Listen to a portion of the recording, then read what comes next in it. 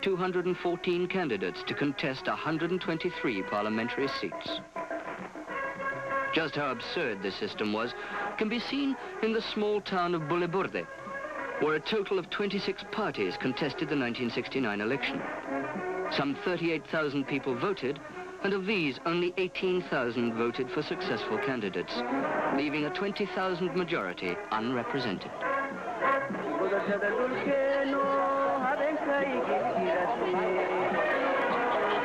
Most of these nomadic people had traveled considerable distances, leaving their livestock and belongings behind to come and vote, often for men of their clan, men who offered them the earth, who bribed them, men of whose political ideals they knew little and understood less.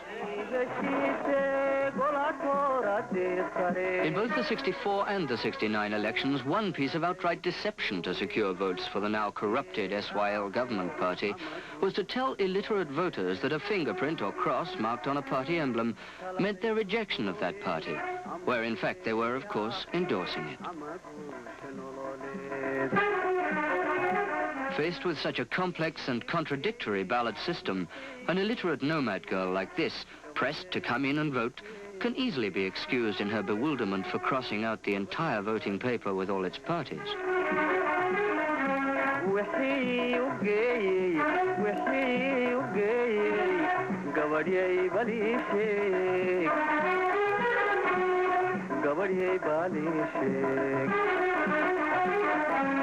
Bah, absurd. Many other ways were found to cheat the people of their votes. Ballot papers left blank by confused voters were collected after the poll and filled in to the government's favor by the SYL officials supervising the election.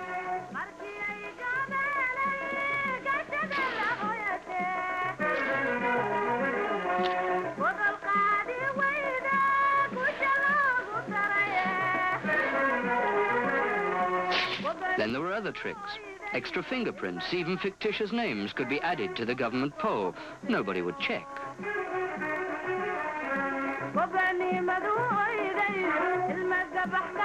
This, then, again, was a setback to the nation's struggle for unity and coherent development. The country was swamped and stifled by the intrigues and self-interest of its rival political groupings.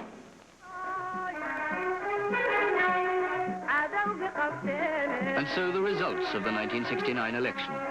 The SYL won 73 seats. 26 other parties won 50 seats between them, but of these, 49 joined the SYL after a month in the hope of obtaining ministerial posts. Today's vote is tomorrow's history. Their headlines blazed. But what tomorrow? Self-interest was king now, and corruption and violence ruled as law and order broke down.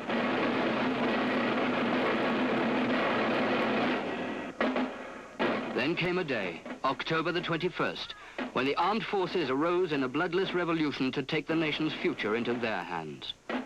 On that same day, they dissolved all political parties and issued the historic first charter of the Somali Revolution.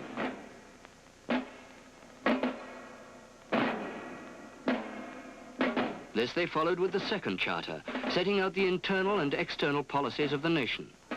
Now there was one guide, one rule, at last, for the first time in Somali history. As the charters had promised, the people were mobilized at once in a unified bid to develop the nation's resources.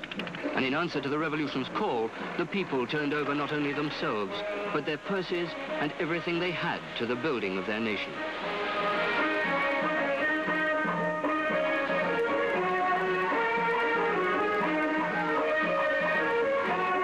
Roads and communications were the first to be improved, a vital consideration if the country was to be united in its efforts.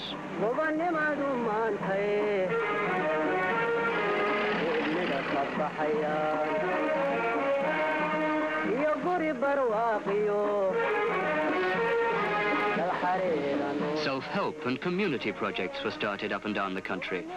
No longer was Somalia too smart under its tag as the graveyard of foreign aid.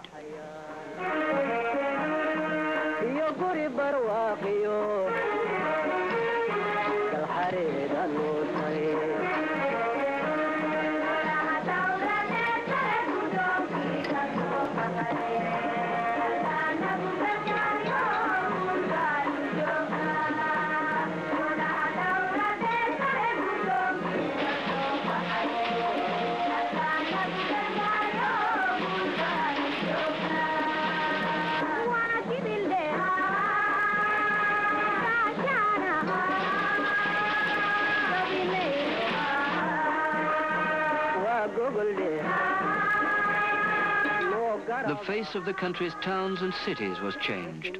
Mogadishu, the capital, was here a mirror to the country's progress elsewhere. New and badly needed housing estates sprang up everywhere, set in newly landscaped gardens, or among green trees and flowers. A remarkable symbol of this reawakened national pride is Mogadishu's Juba Hotel, built entirely from the voluntary contributions of the Somali people.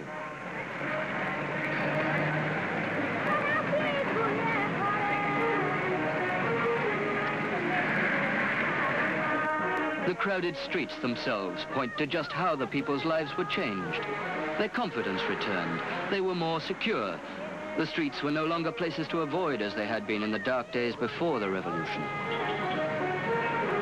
Numerous cars signpost prosperity now, and bustling markets a thriving trade also in manufactured and agricultural goods.